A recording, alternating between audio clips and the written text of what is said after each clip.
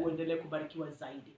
Mchungaji, turudi pale tu kwa anointing. Hii ni topic ambayo ni moto sana. Ni upako na watu wamecomment kwa wingi kabisa. Na ukatuelezea anointing ni nini na anointing si nini, mambo ambayo tufai kufanya mambo kama yale. Na tukajua kwamba sasa kama uko na anointing oil nyumbani, hiyo umeambiwa tupa, maana haifai. So, umuhimu wa anointing ama benefits of anointing. Faida. Number one, anointing brings the power of God into your life. Yani anointing, unaona Matendo ya Mitume sura yake ni ya 10 mstari wa 38. Biblia inasema kwamba and Jesus was anointed, how God anointed Jesus of Nazareth with the power of the Holy Ghost. And the power, or through the power, he went about doing good. In other words, anointing inaleta nguvu za Mungu za kufanya kazi ya Mungu katika maisha yako. Kumbuka nilisema hivi, Roho Mtakatifu yuko na wewe katika sehemu ngapi? 3. Yani yuko juu yako, yuko ndani yako, na yuko pamoja na wewe. Sasa yuko juu yako ili akuempower, akupe nguvu za kufanya kazi. Yuko ndani mwako ili akuongoze.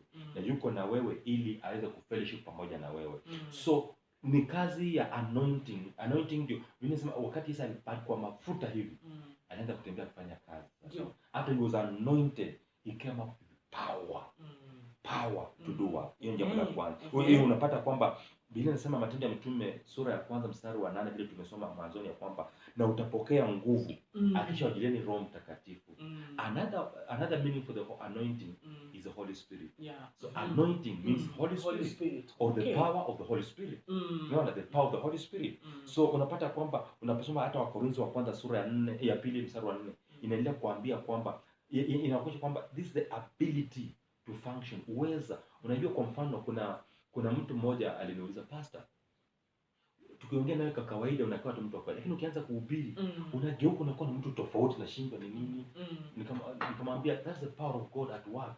Maana yeye ndiye alikuwa amenidrive, huyo ndugu ndiye alikuwa amenibeba, amenidrive kwa gari, tukakaa naye tukacheka kwa gari. Lakini ikafika mahali mimi wakati nahubiri, mimi nikasonga karibu na yeye, hata sikumguza, alibebwa akatupwa chini. Akasema, daddy, nimekaa na wewe kwa gari, what has happened? Because of the power of God at work. If you have you noticed when somebody is under the unction, hata akihubiri, sio yule tu, sio yule mama taifa na unasikia kwa radio akisoma SMS za watu pale, unakuwa kuna another personality takes over. Why? It is a power to function that has just rested upon you. Amen. Jambo la pili, anointing brings the manifestation of God's presence. Yani upako unaleta kudhihirishwa kwa kazi ya Roho Mtakatifu. Kwa kazi ya Roho Mtakatifu inaweza kudhihirika tu kupitia kwa nini? Anointing. Kwa mfano kama wewe ni mgonjwa, umekuwa na cancer na tunaomba, ama tumor na tunaomba na inapotea. That manifestation, real manifestation is caused by what we call anointing. Unaweza soma unaweza angalia kitabu cha Yohana sura ya 3 mstari wa 2. Nikodema akasema, hey, hakuna mtu ambaye anaweza kuingia ndani ya tumbo la mamake, lakini akamwambia kwamba kwa Roho Mtakatifu. Yesu alikuwa anawafundisha watu. Kwa hivyo unapata miracles, supernatural signs and wonders. You know what is a wonder? What is a sign? What is a miracle? Vile vitu ambavyo tunaita miracle sisi wanadamu, kwa Mungu si miracle. Eti kile ambacho sisi kwetu ni muujiza. Naam. Kwa Mungu si muujiza. Kwa Mungu si muujiza. Nini? You know what is a miracle? A miracle is something to make you wonder. That's why it's called a wonder. It's a sign and a wonder. Now, they are called miracle to us, human beings. Maana, we don't live in the realm of the spirit all the time. But according to Jesus, this is the daily lifestyle, the normal occurrence. And posa, Biblia inasema kwamba Yesu anasema kwamba I do what I see my father do. Meaning ni vitu ambavyo anaonanga baba akifanya. Unaelewa? Alisema hivyo. What I do is what I see my father do. So how do I know by that? Yes, anaongea na bubu na kisiwi. A deaf mwenye asikii na anaongea naye na anasikia. Deaf open. How do you talk to a deaf to start hearing? How? How do you speak to a dead person? Mtu ambaye amekufa ameoza, Lazaro ameoza 4 days. Alafu Yesu anamwambia Lazaro, amuka uje. It's because only the flesh dies. Spirits don't die. Spirits will die on the last day. If you're not born again, your spirit will die on the last day. But now, ukikufa, your spirit inaenda kwa torment, inaanza kuwa tormented, inakuwa pepo, inaanza kuchomwa huko. But if you are born again, your spirit goes where? To paradise. So spirits don't die now. That's why Lazaro alikuwa amekufa mwili, but the spirit was still not dead. Yakaita Lazarus, come back. And when he called that, the spirit had to collect the body back to normal for it to come out together. So the things we call miracle in the kingdom of God, these are the daily occurrence. And that's why wale watu wa Mungu ambao wanatusikiza leo kaanza kusikiza maneno, miracles zitakuwa zinafanyika kwa maisha yao naturally. It will be abnormal if they don't happen. But naturally atakuwa anaenda tu mahali favor. Nenda mahali kazi imepatikana. Why? Because you have been watching Biblia waziwazi and you have been eating the word of life, which is true. Sio kwamba unajificha katika tu anointing, ati nilianoint pepa zangu. Unapaka mafuta kwa makaratasi yako mpaka inakaa sura mbaya, ikiskaniwa hivi kiende kwa boss kwa nini? Anaona kwamba huyu mtu hajui kuweka documents zake vizuri. Ni kweli. Na hapo umesema ukweli kwa sababu unaona hata kwa interviews. Yes. Maybe hata wengine wamekosa kazi kwa sababu wewe umeamini ya kwamba your papers must be anointed. Sasa yako na fingerprints anointing. Unajua unafika kwa panel unashanga what's wrong with your papers? Mtu mchafu. Unaelewa? Anaweka makaratasi yake namna gani hivi? Ni upuzi na upumbavu. Na tumeokoka. Do you know why ulipookoka Roho Mtakatifu alishuka juu ya kichwa chako? So that you become wise, not stupid. Bwana hakuenda kwa miguu. Ako hapo kwa akili. Akili fikiria. Roho Mtakatifu alikuja kwa kichwa. Biblia inasema kwamba Roho Mtakatifu alishuka kwa vichwa vya watu kama ndimi za moto. Na hata Yesu alipokuwa anabatizwa Roho Mtakatifu alikuja juu ya kichwa. So that your head can reason out and be good. Si umeokoka na bado una ujinga, umebeba ujinga. Biblia inasema namna gani? Watu wangu wanaangamia kwa kukosa maarifa. Jina rahisi la kukosa maarifa katika translation ya Greek inamaanisha watu wangu wanaangamia kwa ujinga wao. That's the meaning of lack of wisdom. Kwa ujinga. Sasa wewe unaona Mungu katika chupa. Kuna mwingine simu yake ikaanguka chini. I'm sorry. I know ni kwa sababu sikuwa anoint simu yangu ndio inaanguka chini. Upuzi gani huo watu wako nao? Naam. Kila kitu kimekuwa anointed. Si masweta za watoto, si vitabu, si nini, mabegi za shule. Kwanza sasa hizi wameanza kurudi shule. Kwanza hata chai ikipikwa, mzee ako sitting room, mama ajui, ana drop kana ndani ya chai. Akipika mboga, anaweka. So everything that house is anointed. It's anointed. Akiwe ni mchawi. Even the curtains are the same way waganga wanakuambia. Hii dawa weka kidogo kwa mlango, hii weka kidogo kwa choo, hii weka kidogo mahali kwa mtungi ya maji ya dispenser, weka kidogo hivi. Anoint everything. Na unajua kumbuka ni mafuta, siku moja inaweza shika moto. Wewe utajua kweli ni moto wa Roho Mtakatifu ama moto ina gani. Ndio. Kwa hivyo hiyo haifai kabisa. Huo si ukweli kabisa. Hata unaonekana kama mchawi. Unajua Roho Mtakatifu ukishaokoka, you look gentleman, you look awesome. Unaanza kukaa kama lakini okay, sitatupa lawama sana, lakini ndio maana tunashukuru Mungu sababu ya Biblia waziwazi kwa sababu mambo haya ni kama vile ambavyo rafiki yangu mmoja aliniambia. Maybe ni mambo ambayo tumeborrow from mataifa ya nje, religions zingine za nje. Tunaona wakifanya hivi, wanapokuja pia huku kwetu. Unajua pia wanakaribishwa huku kwetu, wanakuja na tuhubiria. Sasa mafunzo yao tunayapika. Unaona? Na ndipo Biblia inasema mpime kila roho, you test every spirit. Kwa chochote ambacho kinafundishwa na mtu mwingine yoyote, kindly weigh them with the scripture. Is it in agreement with the scripture? What does the Bible talk about this? Je, Biblia inasema kuhusu kuna mwingine anaendaka anachukua Biblia anaweka chini ya pilo vya alalo usingizi. Na kama do you know the devil has a bigger version of the Bible? Kuchukua Biblia kuweka kwa dashboard ya gari hakutazuia hiyo gari kupata ajali. Kuchukua Biblia kuweka chini ya pila hakutakuzuia mapepo kuja kutembelea. Kama ndani mwako hauna the spirit word, the devil will still attack you. So anointing has the power and the ability to protect you, not oil, not the oil. The oil is by the way, inatakana once umetumia mtumishi wa Mungu ametumia anointing oil juu yako kanisani. Unaenda nyumbani sasa na power. Hii mafuta imebaki naachwa pale.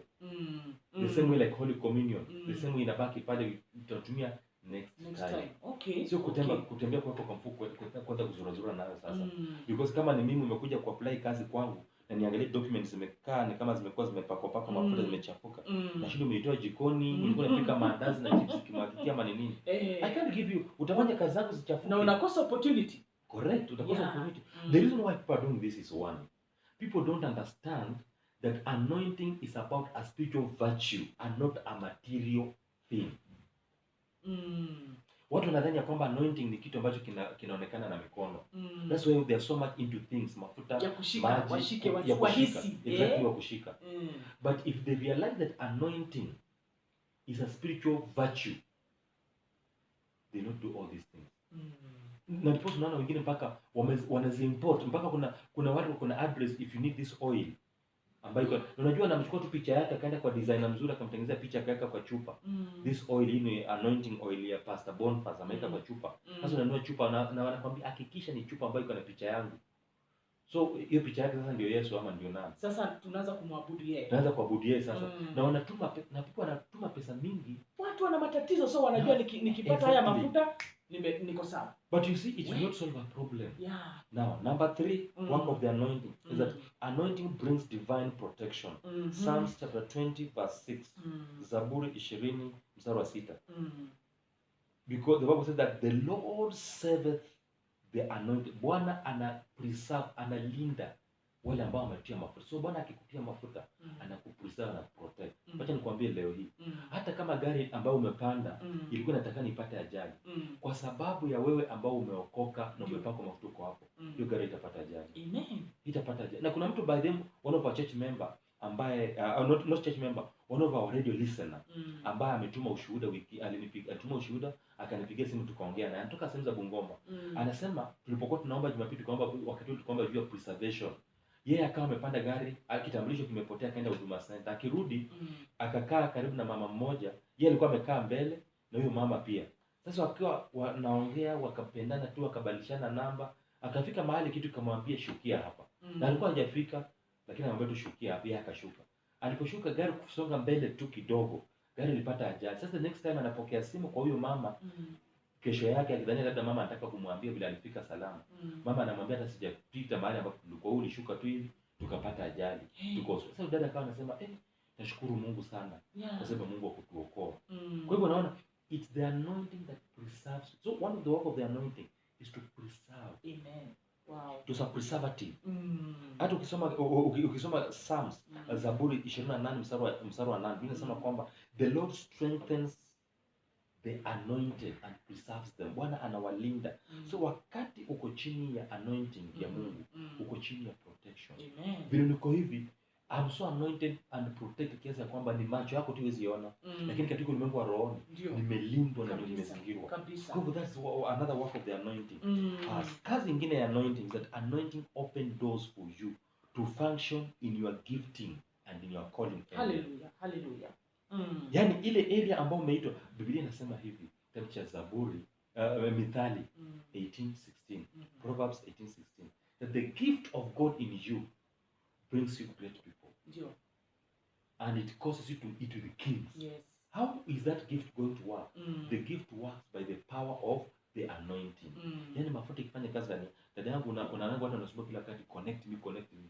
When the anointing is upon you and your gift is active and you're using the anointing and your gift, hauhitaji mtu kurecommend status. Kweli. They will call you. Amen. The power. Hey, yani everybody will want to hear you. Have you been somewhere, mtu anahubiri karibu masaa, anaanza kuhubiri amehubiri dakika 20 umechoka, hutaki kusikia tena. There's no anointing. Kuna mwingine anaweza kuhubiri masaa 3, hauchoki na huamuki na hulali, na ni usiku na usinzi, uko tu hata usingizi ujui umeenda wapi. Utaanza kusikia usingizi baadaye. Because where there's oil, where there's anointing, you don't get tired. Why? He refreshes you. He refreshes you. And the Bible inasema kwamba what the anointing will do, the Lord will go before you and make crooked ways, crooked places straight. And zile gates za chuma anazivunja, na zile za brass na za anazivunja. Isaiah 45 from verse 2 to 3, because of the anointing. Remember what the Bible says in Isaiah chapter 10 verse 22, ya kwamba the anointing will break the yoke and will destroy that yoke. Anointing ina break that yoke. So hii mafuta si mafuta ya kujipaka, mafuta ambayo umebeba. What does it mean? When you are carrying the oil, Eva, because Jesus is in you, right? Yes. And because Jesus is in you, you are Jesus. Okay. Jesus, being a Christian does not mean that you are a follower of Christ. No. That's what the meaning of the word Christian. Christian means the life of Christ revealed in you. Dio. And when the life of Christ is revealed in you, you receive what you call alaso. Alaso is a transformation, a change. You change. You are a new creature. Now because you are a new creature, ukienda mahali, ukiingia mahali, hata kwa nyumba mganga. And that's what, unaona watu ambao wanafanya wanatabiria watu, wewe jaribu uende wakutabiria. Hata kutabiria. Hata kuruka. Unaona anatabiria wengine, anafika kwingine, anatabiria wengine. Wewe anakilika, anakataa. Kuna siku nikaenda kwa mwingine ambaye anatabiri, nikasema nataka kuona kama anaweza kunitabiri. Kwa sababu tu jacket na jeans. Kuingia mahali pale, akaniambia wewe ngojea hapo. Tena nikasonga, wewe ngoja kwanza atakuja. Mpaka baadaye nikaambiwa mtu wa Mungu ameenda. Hakunitabiria. You cannot see, you cannot do divination kwangu because I'm preserved and protected. And not only you, watoto wako wako preserved and protected.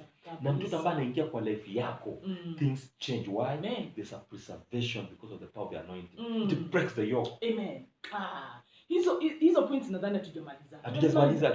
Tumalize katika kipindi kijacho. Labda tumalize katika kipindi kijacho. Tumalize katika kipindi kijacho. Sasa alafu yes. Yeah, manake lazima tupate hizo points vizuri kabisa. Muhimu wa anointing. And why unahitaji kuelewa vizuri. Exactly. Anafanya nini katika? Bebana na vichupa. Unachoka bure. Kuchoka bure na bagi imekuwa nzito na kumbe nimejaa tu tuchupa tu apostle fulani na fulani na fulani na fulani. Asante sana, ni Biblia waziwazi.